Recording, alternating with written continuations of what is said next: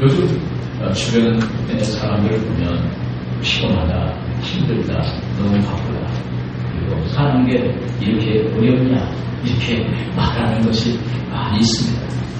가장인 아빠는 좀 더 나은 가정을 꾸려나가기 위해서 밖에 나가서 힘든 일을 하고, 또 주부는 또 집에서 자녀들을 키우고 또 가정을 잘 꾸려나가기 위해서 애쓰고 싶습니다. 또 자녀들은 또 자녀의 생활 공간에서 또 열심히 가하고 그러한 삶을 살아가는 것이 오늘 우리의 가정의 모습입니다. 회사에서도 직장 동료나 후배들에게 뒤떨어지지 않기 위해서 아침부터 일찍 나가서 또 삶의 현장에서 일을 합니다. 점심에는 짬을 내어서 자기 발전을 위해서 바로 노력을 하기도 합니다. 각박한 삶의 생활을 속에서 긴장하면서 해결하고 끝이 없는 경쟁에 몰리고 있는 것이 우리의 현실입니다. 하루 일과를 마치고 집에 돌아와도 갈등 속에 있습니다. 가정이 편안한 안식처가 되어야 됩니다. 세대 차이나 그리고 가족 간의 갈등으로 제대로 쉬지 못하기도 합니다. 그래서 성경은 한마디로 오늘 우리에게 수고하고 무거운 짐진 자들아 다 내게로 오라. 내가 너희를 쉬게 하리라. 이렇게 말씀해 주시고 있는 것입니다. 오늘 말씀에 또 수고하고 무거운 짐진 자들 우리를 부르고 있습니다. 여기서 수고란 말은 육체적으로 피곤하고 감정적으로 용기를 잃어버리고 낙담하는 것을 말합니다. 그리고 무거운 짐진 자들은 누군가에 의해서 무거운 짐이 지어진 자들을 말합니다. 오늘날 삶의 힘겨운 현장에서 각종 스트레스에 시달리면서 사는 사람들을 말하는 것입니다. 우리는 생로병사의 문제로 일희일비하며 살아가고 있습니다. 하늘을 쳐다보기보다는 고개를 숙이고 살아가는 것이 오늘 우리의 존재입니다. 주신 기쁨을 누리기보다는 아픈 가슴, 섭섭한 것을 가슴에 안고 가슴앓이를 하는 것이 우리의 삶입니다.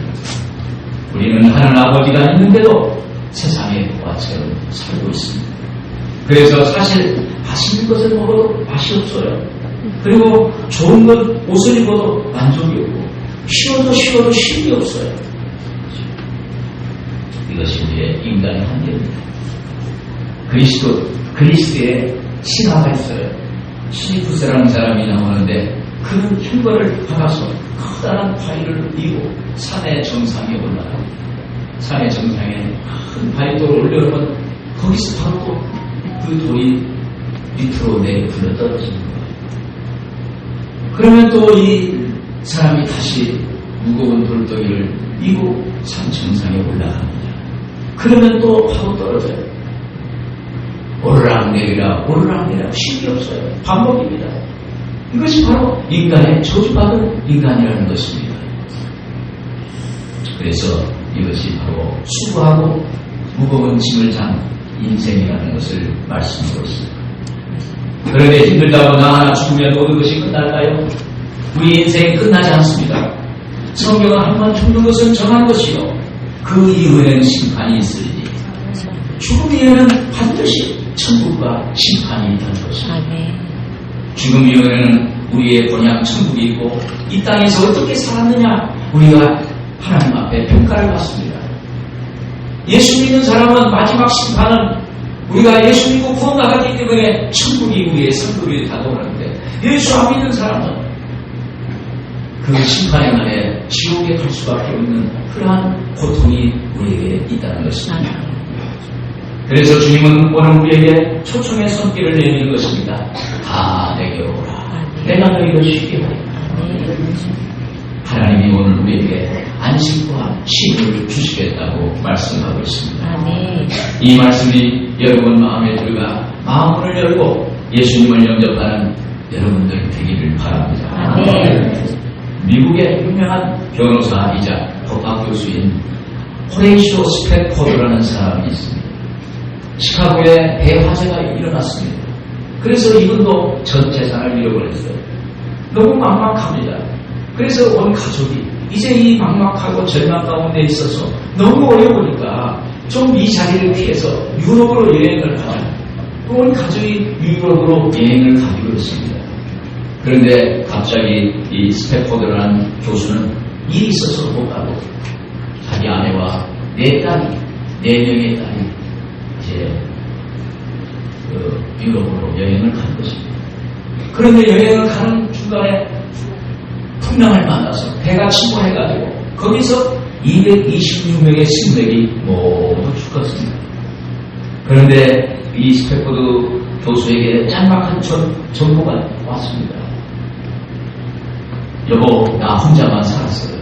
아내만 사는 거예요. 다 죽고 어떻게 그 분의 아내만 살았어요.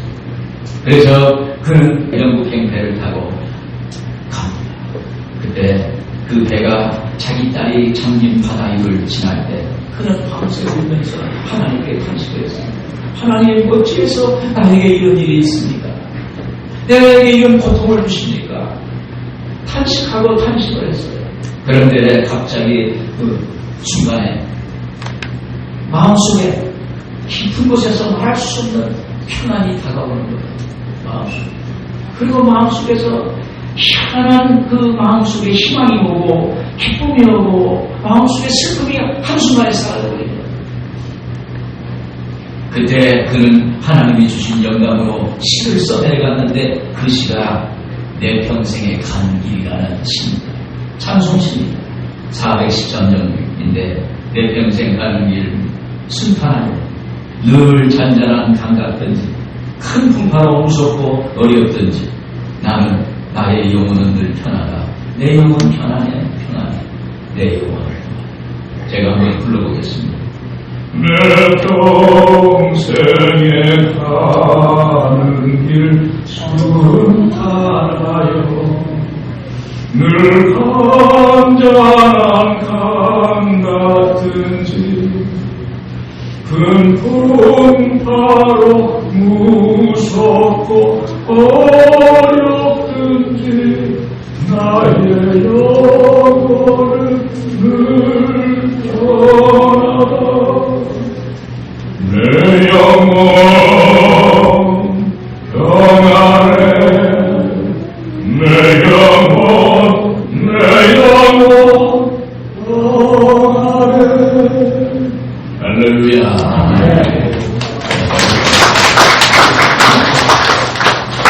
여기 성악가 앞에서 하나님 앞에 하나님의 평안을 보십니다. 여러분, 하나님이 주시는 평안은 세상에서 빼앗아갈 수가 없어요. 하나님이 여러분들에게 이런 평안을 주시기를 주님으로 축원합니다. 그때 그는 하나님의 위로와 평안을 얻고 그 많은 사람들의 영혼을 위로하는 사람이 되었다고 합니다. 여러분, 하나님은 애통하는 심령을 위로하십니다. 위로라는 말의 뜻은 하나님께로 가까이 간다는 것입니다. 세상의 말로는 위로가 안 됩니다. 세상의 언어로는 위로가 안 돼요. 그러나 하나님께 가까이 가면, 하나님께 가까이 오면, 하나님의 옷자락 잡으면 하나님이 위로를 주실 줄로 믿습니다. 평안을 주시는 것입니다. 안식을 주시는 거예요. 하나님이 여러분들에게 이런 안식과 평안이 있기를 바랍니다. 그리고 예수님께서 나의 명예를 메고 가자고 합니다. 29절에 보니까 나는 마음이 온유하고 겸손하니 나의 명예를 메고 내게 도우라. 그리하면 너희 마음이 쉼을 얻으리니. 여기서 예수님은 자기 자신을 소개합니다. 나는 마음이 온유하고 겸손하니. 예수님은 자신에게 나아오는 사람을 향해서 나는 진실하고 나는 마음이 온유하고 겸손한 사람이다라고 이렇게 말씀하는 거예요. 그러면서 나에게 오라 초청하는 것입니다. 어느 예수 믿는 사람은요, 남을 나보다 낮게 여기는 거예요. 더 이렇게 높여보는 거예요. 그럼 교회보면 어때요? 교회는 서로들처럼 이렇게 선대하고 대접하고 서로 높여주고 서로 존경하고 배려하고 이런 것이 교회입니다. 이렇게 왜 예수님이 자신을 밝힐까요? 그것은 예수님께서 구약시대에 고난받는 종이라고 예언됐기 때문인 것입니다. 이사야서 53장 2절에 그랬습니다. 그는 주 앞에서 자라나기를 연한 순 같고 마른 땅에서 나온 뿌리 같아서 고운 모양도 없고 흠채도 없은즉 우리가 보기에 흠모할 만한 아름다운 것이 없더라. 그는 멸시를 받아 사람에게 버림을 받았으며 간고를 많이 겪었으며 질고를 아는 자라 마치 사람들이 그에게 얼굴을 가린 것 같이 멸시를 당하였고 우리도 그를 귀히 여기지 아니하였더라. 예수님은 지치고 고난 영혼들에게 그들의 눈높이에 맞춰서 우리에게 다가오셔서 말씀하시는 것입니다. 우리가 낮은 곳에 있으면 예수님도 더 낮은 곳에 오셔서 우리와 눈을 맞추는 거예요. 눈높이에 맞춰서 우리 주님이 오시는 거예요. 그래서 예수님께서 배를 낸 그 겨울밤에 그리고 한 여관에 그 마국간에 예수님이 인간의 몸을 입고 오셨어요. 그리고 나사렛에서 거기서 성장하셨어요. 인간의 고난과 어려움과 좌절과 절망을 한 몸으로 다 받으셨어요. 그래서 인간의 뜻을 알고 계세요. 우리의 마음을 아세요. 우리를 다 경험했기 때문에 우리를 이해하세요. 그분이 오늘 우리에게 말합니다. 수고하고 무거운 짐진 자들아 다 내게로 오라. 그리고 나의 멍에를 메라 그랬습니다. 이 멍에는 무거운 짐을 운반하면 꼭 필요한 도구입니다. 우리의 인생에 무거운 짐을 지고 가려면 인간의 힘으로는 안 돼요. 여러분, 우리 인생에 무거운 짐이 얼마나 무겁습니까? 내 힘으로 안 될 때가 있어요. 힘들다. 이걸로 끝낼까? 이런 때도 있습니다. 이런 무거운 짐을 나 혼자 가기는, 메고 가기는 힘든 것입니다. 그런데 예수님이 자신의 멍에를 메라고 하는 것입니다. 예수님은 왜 자기 자신을 안 메시고 우리에게 메시라고 합니까? 그것은 중동 지방에 가면 사용했던 멍에를 보고 나와요. 그 당시에는 두 마리의 소가 반드시 한 조각에 가지고 함께 멍에를 메게 되는 것입니다. 따라서 우리에게 주님의 멍에를 메라고 요구하신 것은 너 혼자 멍에를 메지 말고 나의 멍에를 같이 메자는 거예요. 할렐루야. 예수님이 멍에를 메고 그리고 우리에게 같이 와서 두 사람이 한 조가 돼서 가야 하니까 예수님이 먼저 메고 오늘 우리에게 초청하는 거예요. 같이 메자. 같이 가자. 함께 하자. 이렇게 말씀하시는 것입니다. 여러분, 가는 길도 혼자 가면 멀리 느끼고 힘이 듭니다. 그러나 둘이 가면 어때요? 빨리 갈 수도 있어요. 그리고 멀리 갈 수도 있어요.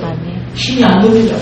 그래서 그런데 하물며 하늘과 땅과 모든 걸 지으신 천지와 만물을 지으신 하나님 아들과 함께 걸어가면 함께 멍에를 내면 힘이 들까요? 안 들까요? 힘이 안 들까요? 아멘. 그냥 갈 수가 있어요. 여러분, 제 얼굴 보니까 어때요? 고생 하나도 안 한 것 사람 같잖아요. 아멘. 머리만 좀 빠졌지 고생이 없어요. 이것이 뭐냐면 인생이라는 건 고난이 없는 사람이 어디 있겠어요. 집집마다 커튼을 열어보면 다 어려워요. 다 소리칩니다. 힘들다. 그러나 예수님과 멍에를 같이 가니까 그날의 어렵고 그리고 문제 있는 건 그날로 풀어지는 거예요. 한방 자고 나면 해맑은 얼굴이 돼서 주님과 함께 하는 거예요. 아멘. 또 예수님의 멍에는 예수님이 지신 십자가를 의미합니다. 여러분과 제 십자가는 무엇일까요? 이런 글이 있습니다. 무엇이 진정 우리에게 십자가일까요? 저는 자기가 사랑하는 사람이 바로 자기 십자가일 것이라고 생각합니다. 사랑하는 사람은 기쁨도 주지만 기쁨만큼 고통도 주기 때문입니다. 어쩌면 기쁨보다 고통이 클지도 모릅니다. 저는 어쩌면 제 어머니의 십자가일 것입니다. 저는 어쩌면 제 아내의 십자가일 것입니다. 저는 제 자신이 바로 나의 십자가라고 생각합니다. 제 속에 제가 원치 않는 제 자신이 너무나 많습니다. 그 많은 저 자신이 저의 십자가입니다. 여러분, 우리가 십자가가 저놈 새끼가 내 십자가야. 아이고, 저 인간이 내 십자가야. 저 원수가 내 십자가야. 그런데 더 큰 십자가는 자기 자신이라는 거예요. 내 자신. 내가 너무 많은 것을 아픔도 있고 고통도 있고 버려야 할 것들이 많은데 그것이 내 안에 가 있다는 거예요. 여러분, 이 인간의 십자가를 누가 대신 질 수 있습니까? 인간은 누구나 자기 십자가를 지고 살아가야 돼요. 이 십자가는 내가 아프고 고통스러운 것입니다. 내가 지어야 하는 십자가는 힘이 들고 지칩니다. 내가 지는 십자가는 때로는 좌절하고 어렵습니다. 인간은 자기 십자가를 질 수밖에 없어요. 우리가 보면 자기만은 수고하고 무거운 영웅 것처럼 사는 사람들이 있어요. 어떤 분은 자기는 쉬운 것이 아쉬운 것이 없다고 해요. 아쉬운 것이 없다. 아프면 병원에 가서 돈 주고 치료하면 돼요. 문제 생기면 돈으로 변화서를 사서 문제 해결하면 돼요. 자녀 교육도 돈으로 과외나 학원을 보내면 된다고 됩니다. 그러나 죽어가는 사람의 생명을 여러분 돈으로 살 수 있습니까? 우리의 마음과 생각을 돈으로 살 수 있습니까? 살 수 없어요. 누군가 하겠습니다. 돈으로 침대는 살 수 있어도 편안한 잠을 살 수 없고, 돈으로 자녀 교육을 할 수 있어도 자녀의 인성 교육을 살 수 없고, 돈으로 약은 살 수 있어도 건강을 살 수 없다. 여러분, 우리는 하나님의 떠난 인간은 누구나 수고하고 무거운 짐진 존재인 것입니다. 그런데 우리 예수님이 2000년에 세상죄를 지고 가는 하나님의 어린 양으로 오셨어요. 세상죄를 지고 가는 하나님의 어린 양을 봐라. 우리 인간의 모든 지구와 그리고 고통과 그리고 죽음의 모든 것을 지고 가는 예수님을 보라는 거예요. 구약에서 인간의 죄를 용서받기 위해서 수많은 양과 소를 잡아서 매년 제사를 드립니다. 그 피가 강을 이루고 그 흘리신 피가 바다를 이루어도 그 죄성은 사라지지 않는 거예요. 가도 끝이 없는 것이 인간의 죄입니다. 그래서 이 천망의 문제를 해결하기 위해서 하나님의 아들 독생자 예수를 보낸 거예요. 인간의 죄는 인간의 죄를 그 죄값을 져야 돼요. 사람은 사람의 죄는 사람이 죽어야 돼요. 내 죄 때문에 내가 죽어야 돼. 남이 죽을 수가 없어요. 아버지가 아들을 위해서, 아들이 아버지를 위해서 죽을 수 없는 거예요. 죽으려고 해도 죽어지지 않고 그 죄의 문제를 해결할 수가 없어요. 이 문제를 해결하기 위해서 하나님의 아들 육신의 옷을 입고 오셨어요. 인간이 되셔서 인간의 죄를 대속하기 위해서 인간의 몸을 입고 오신 것입니다. 히브리서 10장 19절에 보면, 그러므로 형제들아 우리가 예수의 피를 힘입어 생수에 들어갈 담력을 얻었나니 그 길을 우리를 위하여 휘장 가운데로 열어놓으신 새로운 살 길이요 휘장은 곧 그의 육체니라. 오늘 예수님께서 우리가 구약 시대는 성소에서 지성소를 들어가려면 그 짐승의 피를 갖다가 그 피로 우리를 씻고 그걸 가야 돼요. 그런데 예수님이 오셔서는 우리가 예수의 피를 힘입어서 그냥 성소로 그냥 들어갈 수 있는 거예요. 예수의 피가 있으면 그냥 어디 들렸다 가는 게 아니에요. 직통으로 하나님을 만날 수가 있어요. 거기서 만나서 그래서 그 십자가는 뭡니까? 우리가 살아갈 수 있는 새로운 살길이 있습니다.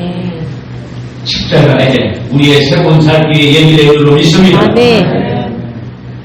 인간의 죄 때문에 영원히 죽어야 하는 예수님이 우리 대신 십자가에 죽으심으로 영원히 구원받게 된 것입니다. 오늘 우리가 예수 믿으면 영원히 죽어야 할 사람이 영원히 사는 것이 납니다. 오늘 예수 그리스도를 믿으면 우리가 진병으로 해서 고통당하는데 오늘 그 십자가에서 우리에게 건강을 주실 줄로 믿습니다. 오늘 문제가 있으면 예수님 십자가 때문에 오늘 그 문제가 해결될 줄로 믿습니다. 그래서 오늘 여러분, 우리 인생은 다 저주받은 인생인데 우리 예수님께서 우리를 대신해서 십자가에 죽으셨어요. 오늘 여러분 사실적으로 죽으셨어요. 역사적으로 죽으셨어요. 그래서 오늘 우리의 문제는 해결된 줄로 믿습니다. 예수 믿으면 주의 이름을 부르는 자마다 구원을 얻으리라. 할렐루야. 그래서 오늘 하나님 여러분들 수고하고 그렇습니다. 다 내게로 내가 너희를 쉬자. 오늘 주님이 여러분들을 초청하시는 것입니다. 오늘 예수 그리스도를 믿고 하나님 자녀가 되기를 주 이름으로 축원을 드립니다. 하나님 자녀돼서 하늘의 유업을 받아 누릴 수 있는 그러한 축복이 여러분들의 있기를 주 이름으로 축원을 드립니다. 네, 기도하겠습니다.